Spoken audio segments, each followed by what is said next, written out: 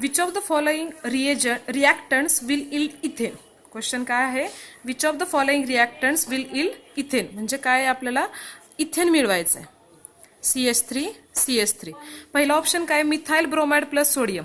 ही reaction पाहायला गेली तर ही रिॲक्शन कोणती आपली वुड्स रिॲक्शन. नेहमी वुड्स रिॲक्शनमध्ये जो रिॲक्टंट असतो त्या रिॲक्टंटपेक्षा डबल नंबर ऑफ कार्बनचा प्रोडक्ट फॉर्म होतो.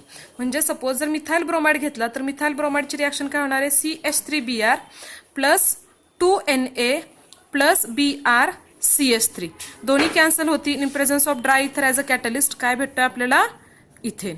म्हणजे ऑप्शन आय थिंक ए येणार आहे, पण बघूयात आपण दुसरे पण ऑप्शन्स. बी इथाइल ब्रोमाइड मॅग्नेशियम रिॲक्शनच होत नाही.